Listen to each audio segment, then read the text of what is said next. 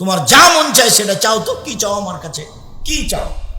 কাজের লোকের প্রতি মানুষ খুশি হলে এমনটা বলে, কি চাও চাও। তখন সাহাবী বলছেন, আসআলুকা মুরাফাকাতাল জান্নাহ, আপনার সাথে জান্নাতে থাকতে চাই।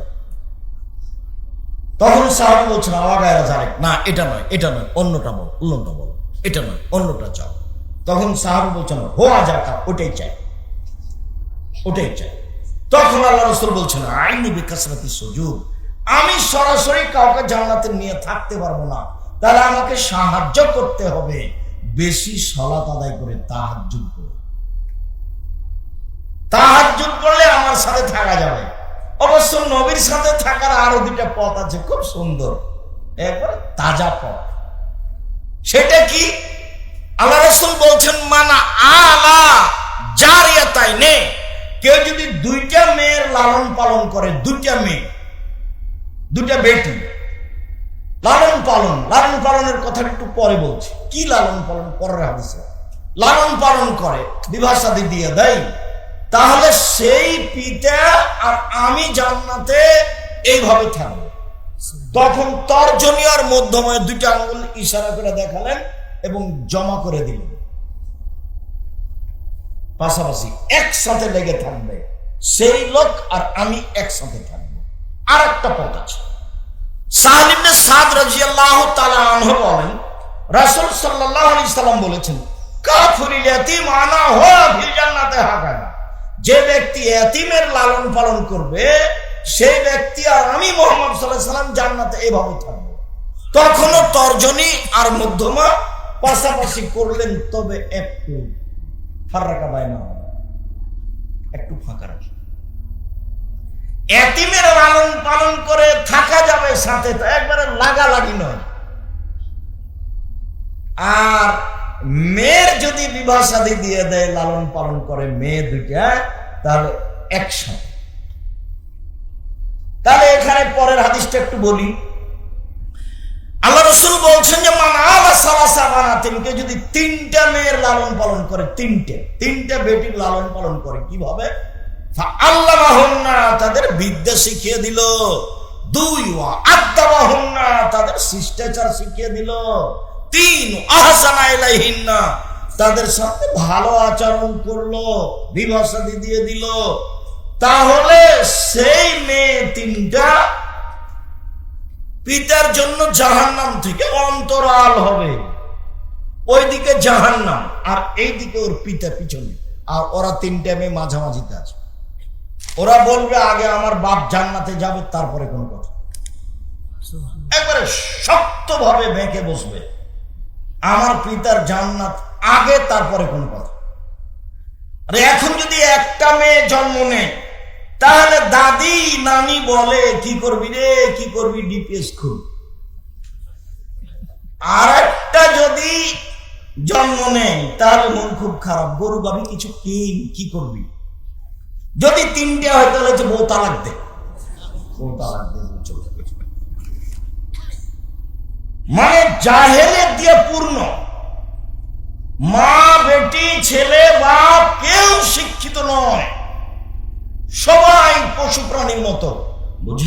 বুঝে না ওরা, অন্তর আছে, বুঝে না, বুঝা দরকার। দেখেও দেখে না ওরা, চক্ষু আছে দেখে না, শোনেও শোনে না ওরা, কান আছে শোনে না। উলাইকা কালানাম, তারা পশু প্রাণীর মতো, তারা গরু ছাগলের মতো, তারা কুকুর স্ত্রীর মতো, ভালো বাজার বরং তার চেয়ে খারাপ। বাপ যে শিষ্টাচার শিখিয়ে দিবে, বাপ শিষ্টাচার জানে, বাপের বাপ জানে না শিষ্টাচার কাকে বলে, বাপও জানে না শিষ্টাচার কাকে বলে। এটা তো আবার বগড়া। আব্দুর রাজ্জাক সাহেব এটা আবার বগড়া বলে কি বলতে চায়? এটা আবার বগড়া বলে দুইটা জিনিস বলতে চায় না। রংপুর, দিনাজপুর, লালমোহাট, নীলফামারী, কুড়িগ্রাম, পঞ্চগড়, ঠাকুরগাঁও, গাইবান্ধা, বগুড়া, জয়পুরহাট, এসব ডিস্ট্রিক্টের লোকদের দুইটা জিনিস দুর্বল আছে বেশি, অন্য জেলাতে আছে। তার একটা হলো এরা শ্বশুরের কাছে যৌতুক নেই, টাকা নেই। অথচ বহুদিন বলেছি যে ভিক্ষে করে টাকা দিয়ে চাউল কিনে ভাত খেয়ে ইবাদত কবুল হবে, ভিক্ষে করে টাকা দিয়ে চাউল কিনে ভাত খেয়ে ইবাদত কবুল হবে, যৌতুকের টাকা দিয়ে চাউল কিনে ভাত খেয়ে ইবাদত কবুল হবে না। এই যে আমি বললাম, দেখি কোন মায়ের বেটা একটু উল্টে এভাবে ধরতে পারে। 30 বছর থেকে বলছি, 24 ঘন্টার মধ্যে টাকা ফেরত দিতে হবে। খাটখাটলা, চকি বাক্স, মোটরসাইকেল, সাইকেল যা আছে সব ফেরত দিতে হবে। ভিক্ষা করে খাওয়া, ভিক্ষা করে খাওয়া বাপ বেটা। শ্বশুরের টাকা নিবার কেন? লজ্জা হয় না? কি পড়াশোনা করেছ? দিন মজুরি করে খাও, মানুষের বাড়িতে কাজ করে খাও, যৌতুক নিবা কেন? আর আরেকটা খারাপ আচরণ, সেটা হলো বোনদেরকে জমি দেয় না। আমি বলেছি, তোমার বাপকে যদি কুকুর শ্রীগালের চেয়ে খারাপ প্রমাণ করতে না পারি তো আমি বক্তব্য দিব না। তোমার বাপ কুকুর শ্রীগালের চেয়ে খারাপ। তোমার দাদা 10 বছর হলো মরা, তোমার বাপ জমি ভোগ করছে, তোমার দাদার 15 শতক জমি রেখে গেছে তোমার দাদা। তোমার বাপ নিবে 10 শতক আর তোমার ফুফু নিবে 5 শতক। তুমি কি বলতে পারো যে তোমার বাপ সকালে নিবে আর তোমার ফুফু বিকালে নিবে? না, এটুকু সুযোগ নাই। তাহলে 10 বছর চলে কি করে? তুমি বলে দিও তোমার বাপকে, আব্বা ভাগ্য নিয়ে এসেছি, ভাগ্য ছেড়ে আসিনি। শুনেন, ভাগ্যে যদি জমিদারি থাকে জমিদারি করে খাবো, ভাগ্যে যদি ভিক্ষা করা থাকে ভিক্ষা করে খাবো। ফুফুর জমি খেয়ে বাঁচতে রাজি না। আগামীকাল সন্ধ্যা হতে হতে ফুফু যে জমি জায়গা পাবে তা ভাগ করে দেবে। কেন? তোমার বাপ জমি নিয়ে আছে তোমার ফুফুর। তোমার ফুফু জমি চাইলে তোমার বাপ মন খারাপ করে কেন? তোমার বাপ কুকুর শ্রীগালের চেয়ে খারাপ। তোমার বাপ কুকুর শ্রীগালের চেয়ে খারাপ, এটা যদি আমি প্রমাণ করতে না পারি আমি বক্তব্য দেব না। সম্মানিত দিনী ভাই বোন, আমি বলছিলাম রাসূল সাল্লাল্লাহু যা বলেছেন তাতে 3টা কাজে মানুষের মান বেড়ে যায়, পাপ মিটে যায়, লোকটা হয়ে যায় সেই দিনের মতো যেদিন তার মা তাকে জন্ম দিয়েছে, নিষ্পাপ হয়ে যায়। অসুখ বিসুখ হলে মানুষের পাপ ঝরে যায়। একটা লোককে আল্লাহ জান্নাতে দিবেন কিন্তু নেকি ওই পরিমাণ করতে পারছে না, তখন আল্লাহ তার গায়ে অসুখ বিসুখ দিয়ে দিবেন, দিয়ে তাকে ওই পর্যন্ত পৌঁছে মরণ দিবেন, যাতে করে যেটা জান্নাত তার ভাগ্যে লেখা আছে সেটা যেন পায়। তো জান্নাত পায় এই কথাটা বলতে সামনে বাড়ি কি করে আবার একটা কথা মাথায় ধাক্কা খাচ্ছে। উমামা বাহিনী রাদিয়াল্লাহু তাআলা আনহু বলেন, রাসূল সাল্লাল্লাহু আলাইহি সাল্লাম বলেছেন, আনা যাইমুন বিবাইতিন লিমান তারাকাল মিরাহা ওয়া ইন কানা মুহিক্কান। মানুষ যদি তর্ক ছেড়ে দেয় সত্য হলেও তর্ক করবে না। মানুষ যদি তর্ক ছেড়ে দেয় সত্য হলেও আমি মুহাম্মদ সাল্লাল্লাহু আলাইহি সাল্লাম তাকে জান্নাতে একটা ঘর নিয়ে দেব। তর্ক আব্দুর রাহিম সাহেব এটা বলেছেন, আরে না এটা বলেছেন, আরে না এটা বলেছেন। আচ্ছা ঠিক আছে, আসসালামু আলাইকুম, আপনি থাকেন, আমি দিলাম, আমি তর্ক করতে রাজি না। যে তর্ক ছেড়ে দিবে সত্য হলেও আমি মুহাম্মদ সাল্লাল্লাহু আলাইহি সাল্লাম তাকে জান্নাতে একটা ঘর নিয়ে দেব। 2 ওবে বাইতিন ফিরাবাদিল জান্নাহ লিমান তারাকাল কিযবা ওয়া ইন কানা মাযে। মজাক করে হলেও কেউ যদি মিথ্যা ছেড়ে দেয়, মজাক করেও মিথ্যা বলবে না, এত শক্ত থাকে মিথ্যা না বলার উপরে। মজাক করে হলেও যদি মিথ্যা না বলে আমি মুহাম্মদ সাল্লাল্লাহু আলাইহি সাল্লাম তাকে জান্নাতের মাঝে একটা ঘর নিয়ে দেব। 3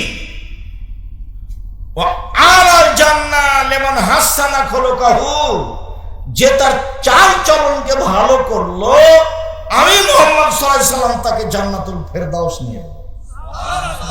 চাল চলন, স্বভাব, শিষ্টাচার, ভদ্রতা, ভালো কথা, ভালো কর্ম।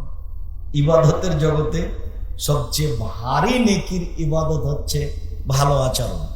ইবাদতের জগতে সবচেয়ে ভারী নেকির ইবাদত হচ্ছে ভালো আচরণ।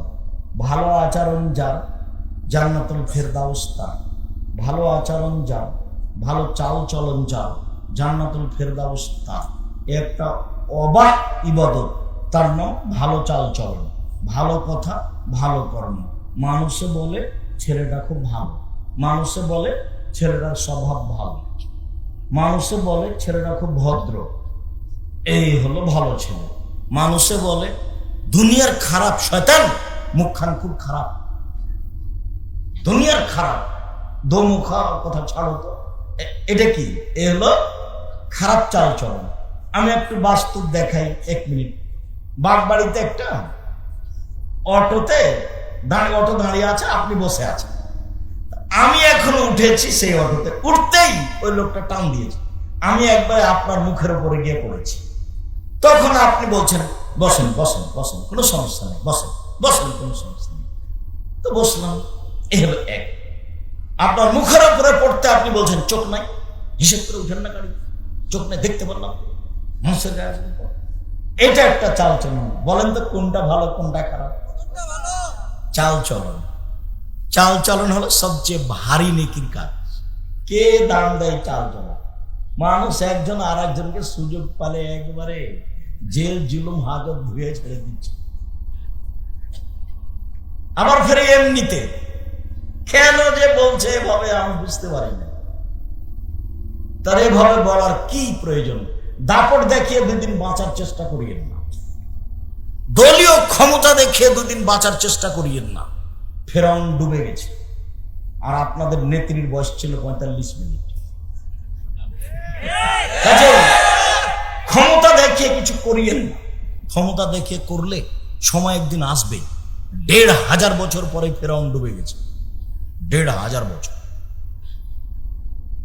তাকে পরিস্থিতি মাফ করেন। কাজে দাপট দেখিয়ে ক্ষমতা দেখিয়ে মানুষকে জেল হাজতে দিয়ে, মানুষের উপর জুলুম করে, মানুষকে অন্যায় অপমান করে, মানুষকে খাটো করে, মানুষকে হেলতুচ্ছ করে 2 দিন বেঁচে থাকার চেষ্টা করিয়েন না।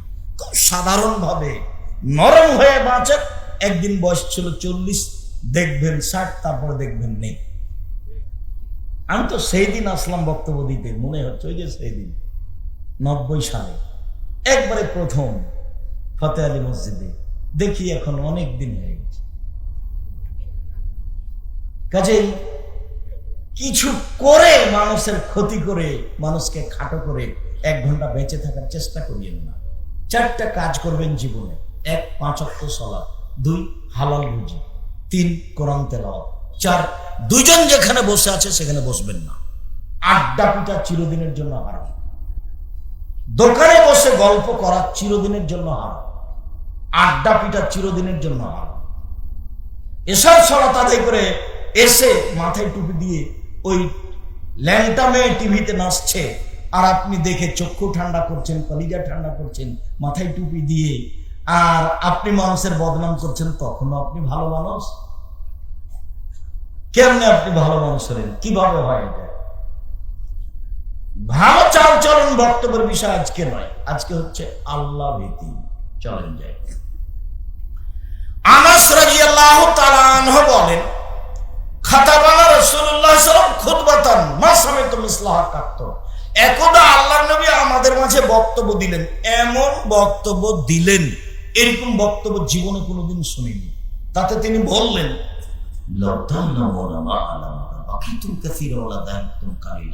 পৃথিবীর মানুষ, আমি যেমন আল্লাহকে চিনি, তোমরা যদি আল্লাহকে চিনতে। পৃথিবীর মানুষ, আমি যেমন আল্লাহকে জানি, তোমরা যদি আল্লাহকে জানতে। পৃথিবীর মানুষ, আমি যেমন আল্লাহকে চিনি, তোমরা যদি আল্লাহকে চিনতে, তাহলে বেশি বেশি কাঁদতে, কম কম হাসতে।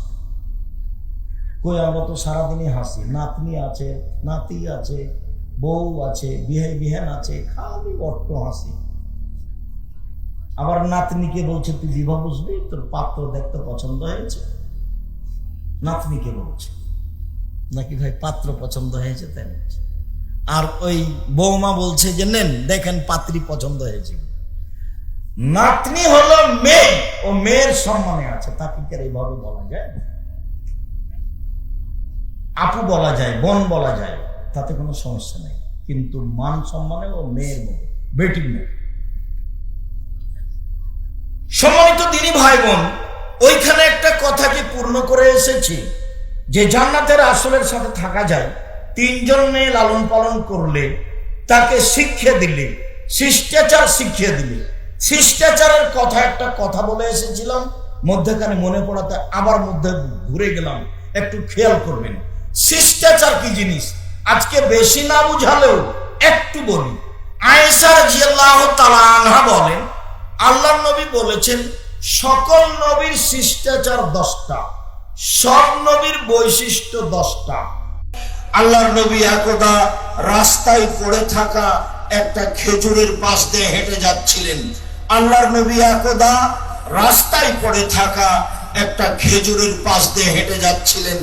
তিনি খেজুরটা হাতে নিয়ে বললেন, লালাম তাকুনা মিনাস সাদাকা, ও খেজুর, পৃথিবীর মানুষ শুনে রেখো, এই খেজুরটা সাদকার খেজুর হতে পারে।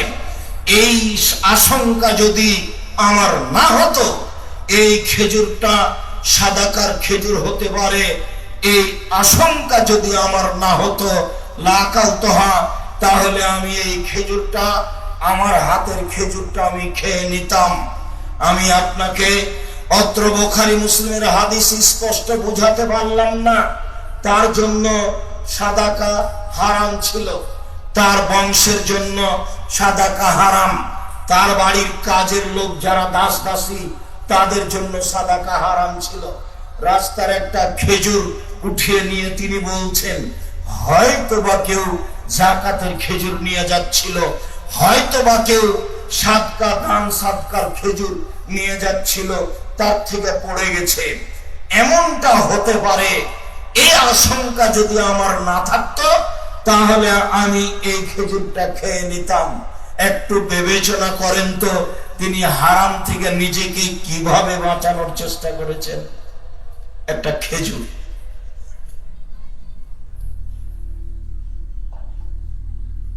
আমরাও বিপদে,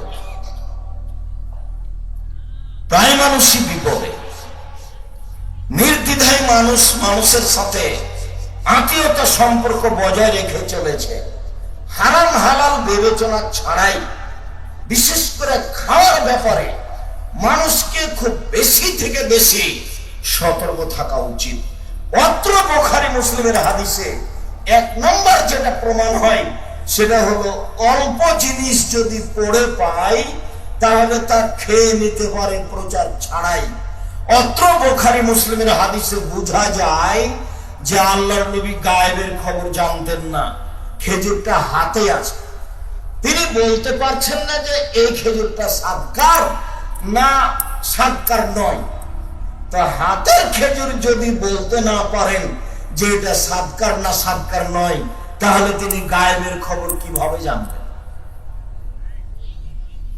আবু হুরায়রা রাদিয়াল্লাহু তাআলা আনহু বলেন, আখাযা হাসান ইবনে আলী তামারাতান মিন তামারি সাদাকা। একদা আলী রাদিয়াল্লাহু তাআলা আনহুর ছেলে হাসান যাকাতের একটা খেজুর নিয়ে মুখে দিয়ে দিয়েছেন। ফাজালাহা ফি ফিহি, খেজুরটা নিয়েই মুখে দিয়ে দিয়েছেন। আল্লাহর নবী তাৎক্ষণিক তার কাছে উঠে তাকে বলছেন, কিক কিক লিত্রাহা, মুখ থেকে বের করো, মুখ থেকে বের করো, মুখ থেকে বের করো। পরিস্থিতি, মুখের ভিতরে হাত ঢুকিয়ে খেজুরটা বের করে ফেললেন। পরিস্থিতি এমনটাই বুঝায়। তিনি বারবার বলছেন, বের করে ফেলো, বের করে ফেলো, আমার সাথটা তুমি জানো না? ইন্না সাদকা লা তাহিল্লু লানা ওয়া লিআলি মুহাম্মাদিন আলে হুমা ওয়া লিআলি মুহাম্মাদিন। এই সাদাকা, সাদকার খেজুর সাদাকা আমার জন্য হালাল নয়, আমার পরিবারের জন্য হালাল নয়। বের করো, মুখ থেকে বের করো। মুহাম্মদ সাল্লাল্লাহু আলাইহি সাল্লাম হাসান রাদিয়াল্লাহু তাআলার একটা ছোট ছেলে একটা যাকাতের খেজুর মুখে দিয়েছেন। তিনি এইভাবে বের করার চেষ্টা করলেন।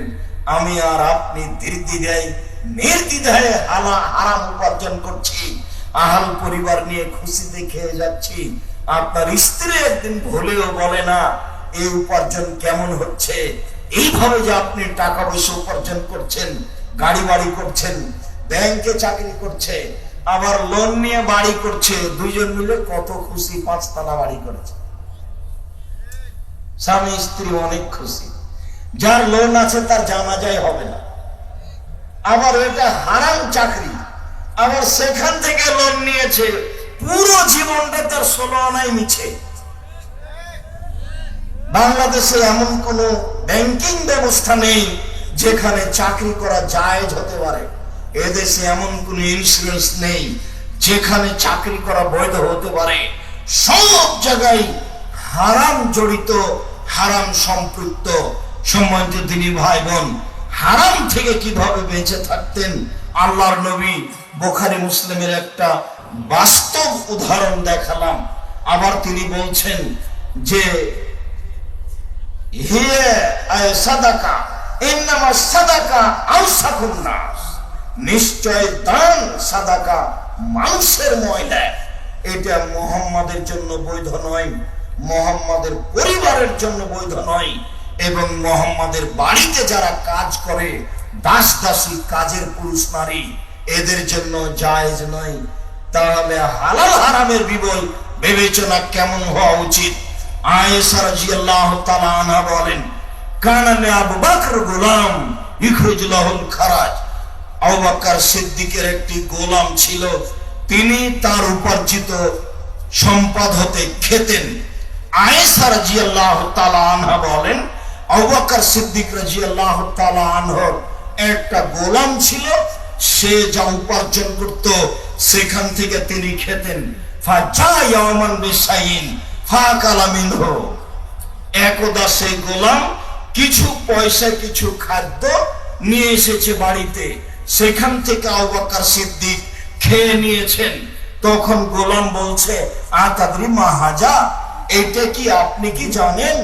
আপনি যে খেয়ে ফেললেন, তা আপনি খেলেন, আমার পয়সা উপার্জন ছিল, বৈধ ছিল কিনা তা আপনি কি জানেন?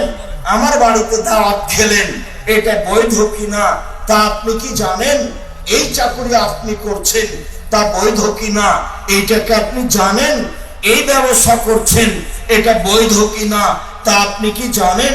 আচ্ছা আবু বকর সিদ্দিক, আপনি আমার মালিক, আমি আপনার গোলাম, আজকে যে খাদ্য নিয়ে এসেছিলাম সেখান থেকে যে আপনি খেয়ে নিলেন, তো এইটা কি আপনি কি জানেন? তখন আবু বকর সিদ্দিক বলছে, না বলো এটা কি? তখনও বলছে, ইন্নী তাকাহান্তু ফিল জাহিলিয়া লিনসানি ওয়ালা আহসানতুল কাহানা, আমি জাহেলিয়াতের যুগে, বন্যতার যুগে, বর্বরতার যুগে গণকি করতাম, তবে আমি ভালো গণকি জানতাম না। আমি খালি মানুষকে প্রতারণা দিতাম। ইল্লা খাদাতু ওয়ালা উহসিনুল কাহানাতা ইল্লা খাদাতুহু, আমি গণকি জানতাম না, খালি মানুষকে প্রতারণা দিতাম। ওই সুবাদে একজনের কাছে কিছু টাকা পেতাম, কিছু খাদ্য শস্য পেতাম, ও সেটা আমাকে দিয়েছে, হাজা হওয়া এইটা সেটা আপনি যেখান থেকে খেয়ে ফেলেছেন। এই পর্যন্ত আবু বকর রাদিয়াল্লাহু তাআলা শুনতেই ফাদ খালায়াদাহু ফি ফিহি, মুখের ভিতরে হাত ঢুকিয়ে দিলেন, ফাকা কুল্লা শাইন, পেটের ভিতরে যা কিছু ছিল মুখের ভিতরে হাত ঢুকিয়ে বমন করে বের করে ফেললেন। হাদিস বুখারী মুসলিম। কি বুঝলেন আপনি আর কি বুঝলাম আমি, আর জাতিকে কি বুঝাবো? হাদিস তো 1450 বছর থেকে হাদিস গ্রন্থে আছে, উপদেশ বইও দেওয়া আছে। হালাল হারামের আলোচনায় এই হাদিস দেওয়া আছে বুখারী মুসলিমের। জাতির জন্য খিদমতে কম করছি বলে মনে হয় না, চেষ্টাতে ত্রুটি আছে বলে মনে হয় না, আন্তরিকতায় অভাব আছে বলে মনে হয় না।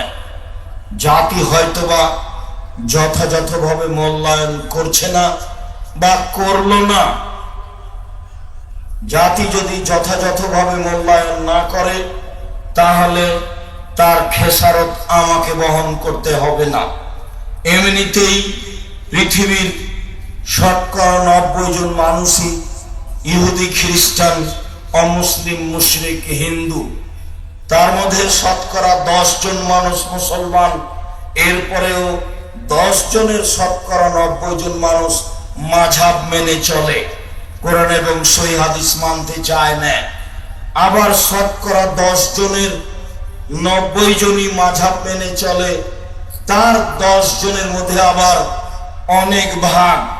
অমুকের বক্তব্য কেন শুনতে যাব, অমুকের কথা শুনবো।